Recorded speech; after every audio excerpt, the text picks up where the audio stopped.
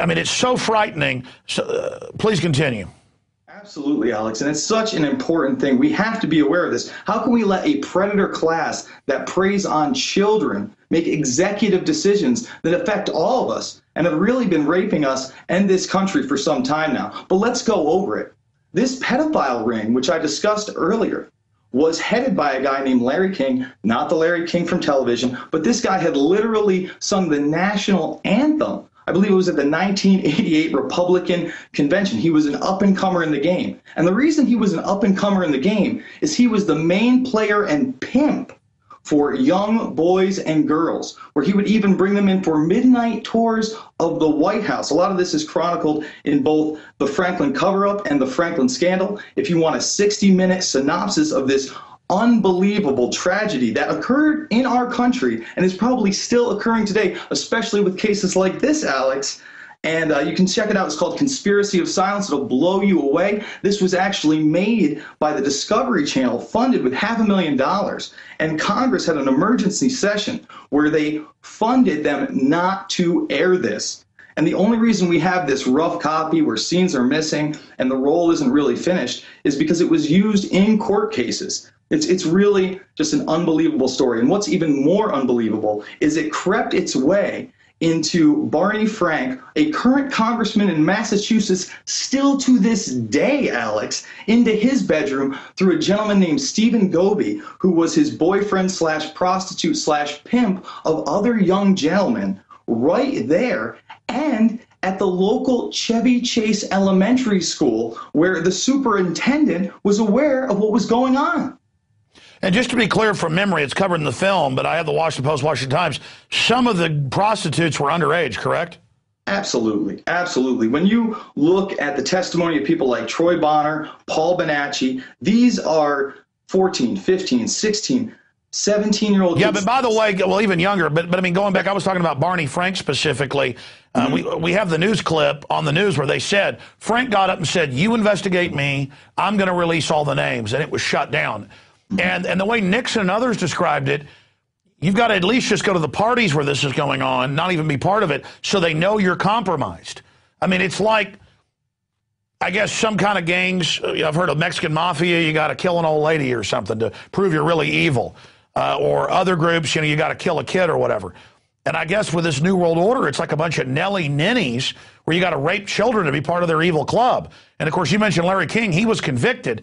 I mean, this is just so amazing. Streets today, Alex, he walks the streets today. How is it in this country in 2011 we let child rapists serve short terms and then go back and do it again? Wait a minute, it's worse than that. Remember 5 years ago there was thousands, was it 5,000 missing kids in Florida that CPS had taken? Mm-hmm. And it turned out the top 3 CPS people in the state were all convicted child rapists. This is not an accident. This is an army of evil. Absolutely, and it pains me to say again, these are the people a lot of people look up to, they think are moral, they want to be like. These are the worst of the worst in the predator class that would go after a child sexually and ritualistically in anything you believe. I can't believe another human being would want to bring harm on anybody unprovoked, let alone a young child. How could you live with yourself? You'd have to be soulless, Alex. All right, let's shift gears. Catholic Church, every major country they're in, this is coming out, and cover-ups. Boy Scouts, 5,000 rapers covered up. I mean, it's every institution. They want to get into institutions because then they know the institutions will cover it up so their names don't get hurt. But in the end, that allows the scum to take over. Government, the military. We now learn about West Point and other things where there's sexual rituals at the higher levels. I mean, it really turns out, just like in ancient Rome, pervert guilds are in control. Where do you see this going with the whole situation at Pedophile Valley there? I mean, because, the head coach, the president, all of those board of governors, they all now, it's coming out new for now 18 years, some of them, this was going on. And people are saying, well, bring back, the coach. Those kids rioted, the college students calling for their God. So what if some kids got raped, by a degenerate, ugly old man? You know what? We need our football. I mean, it's just incredible. It's absolutely despicable. And let's talk about another institution real quick, because you mentioned the military, you mentioned the Catholic Church, you've mentioned the Boy Scouts. And again, not all Boy Scouts, not all Catholics, they're not all bad people. But predators use these modes, these organizations, again, to prey on these young boys. Well, I watched a clip today from, I believe it was 60 Minutes, a mainline CBS News program, and they were talking to Corey Feldman, famed childhood actor.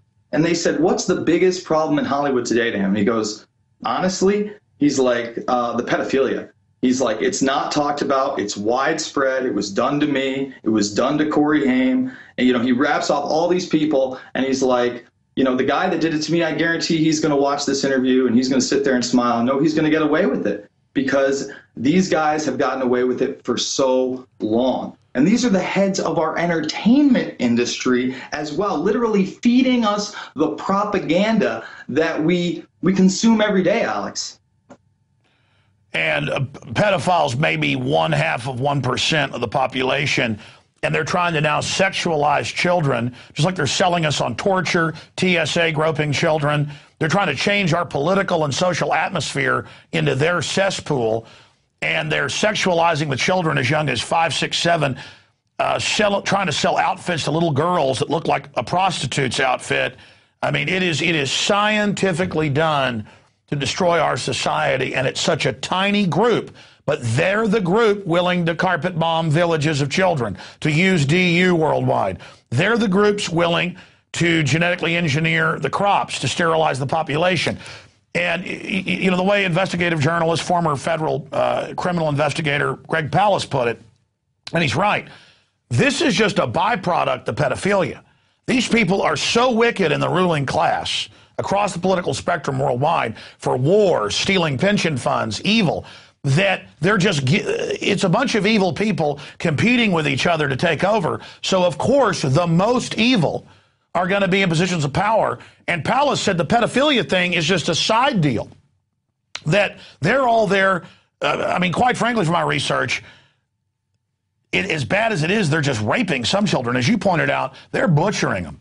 The snuff films that have come out of Europe that have been in the foreign press where they rape little toddlers and then blow their heads off. I mean, folks, this isn't the New World Order. And if they can't get your kids, they'll give them a Gardasil shot to hammer their brain. You understand, folks? They're not playing games. These are literal demons directly out of a Hellraiser vortex. Okay, and they're walking around in suits and ties. They've almost converted the police over to being their operatives. They're taking over every institution. Boy Scouts, good organization, being taken over. And they must be met, they must be faced. Jason, people can learn more by watching Invisible Empire. We've also had your Twitter up there for folks. Thank you so much. Look forward to talking to you as this continues to unfold. 60-second final comments on any other facets we haven't covered. Well, I just want people to be encouraged to pursue this story. It's not about Joe Paterno. It's not about football. It's about a callboy ring that a predator set up through a charitable organization and the cronyism that's probably going to get this guy off in the long run. Remember, the judge that put him on bond worked for and with the foundation. We cannot allow justice not to be served in this case, folks. All right, Jason Burmis, great job. Good talking to you. Continue your work. Thank you. All right, there goes Jason Burmis. We're going to go to break and come back with our next guest and some incredible financial news and basically our expert guest prognosis on where the world economy is going. He's predicted so much of what has now been unfolding. We'll be right back. It's Infowars Nightly News. Don't forget, we've got a 15-day free trial right now at prisonplanet.tv or InfoWarsNews.com. And we also... on top of that, are running a deal we've never offered, because my main mission is get the word out and then be able to fund our operation. All 18 of my films that are on DVD, 18 films, 18 for $99.95. It's normally $359 and change. So that's a $250+ discount, and the profit we do make goes into the news websites, the nightly news, the syndicated radio show, and the tens of millions of people we reach every week. We're doing it. We're fearless. We're in the globalist faces, because you can't roll over and give in to these scum. They've got to be met. They've got to be faced down. They've got to be resisted, because they're not going to give us quarter. They come to kill, steal, and destroy. So there's the Alex Jones Everything Special at Infowars.com, or during regular business hours, you can call and talk to our great customer service folks and order 888-253-3139, 888-253-3139, and the mailing address is also at Infowars.com. You know, Ron Paul only got 89 seconds in the CBS Foreign Affairs debate because they're scared of him. So we thought we'd show you those 89 seconds right now. Yes. Torture is illegal, and by our laws, it's illegal by international laws. How do you define torture, sir? Well, waterboarding is torture, and many other things. It's illegal under international law and under our law. It's also immoral, and it's also very impractical. There's no evidence that you really get reliable evidence. Why would you accept the position of torturing 100 people because you know one person might have information? And that's what you do when you accept the principle of torture. I think it's uncivilized and have no practical advantages, and is really un-American to accept on principle that we will torture people that we capture. And Major, I have to weigh in on this. I have to say something. Let's Congressman Paul, covert operations in Syria. A green light for you? I think it would be a mistake. I think the Syrians ought to deal with their country. I think but what about we should have what about the 3,500 dead? Well, there's been a lot of people killed throughout the world in the last century. You know, the Soviets and the Chinese killed hundreds of millions, but we didn't feel compelled morally to try to stop it. No, it's a tragedy, and it would be nice if they would accept different views. But for us to get in the middle of that and prop up the different dictatorships, this is why we get into this trouble. It's overthrowing dictatorships that we have supported that causes so much of this problem. So to get further involved, you want to have self-determination. We don't need to lose any more troops. You get in there with covert operations, then you have troops involved. Thank you, and Congressman. It's very costly. It's Thank you, not Congressman. a good idea. Governor Romney. Congressman Paul, 1 minute to you, sir. I think that this is a mess. It's a mess because we have a bad foreign policy. We're pretending we're at war. We haven't declared the war, but we're at war against a tactic, and therefore there's no limits to it. So we create these monstrosities, and we do things outside the law. We come up with assassinations, allowing the president to decide who's going to be assassinated, and lo and behold, 3 Americans now have been on the list. They've been assassinated, but they don't talk about the second one because the second one happened to be a 16-year-old son of Alaki. So what are we doing here to accept this idea that our president is in this lawlessness to pursue, and that we someday will be subject to those same courts? So no, you don't. You want to live within the law and obey the law, because otherwise it's going to be very bad for all of us. And this whole idea that now we can be assassinated by somebody that we don't even like to run our medical care, and giving this power to the president to be the prosecutor, the executor, the judge, and the jury, we better look at that carefully before you automatically endorse something like that. Congressman, thank you very much. Could I interject Governor, and say something? Representative Bachman, let me give you 30 seconds to pick up on that. Thank you. Yeah, I'd like to respond to Ron Paul and his comments, because the people that the President of the United States gave orders to kill include Osama bin Laden.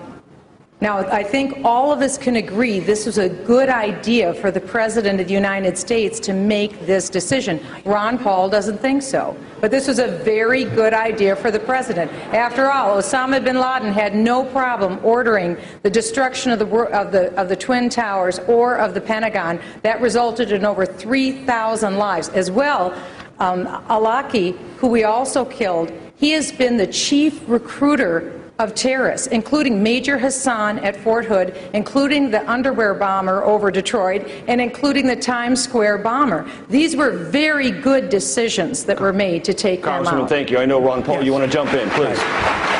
I voted for the authority to go after bin Laden. I was upset because it took 10 years because we were diverted from going after him and doing the job. But that's a lot different than assassinating American citizens. I mean, he wasn't a citizen. But I do want to remind you that over 300 individuals were tried in civilian courts here that were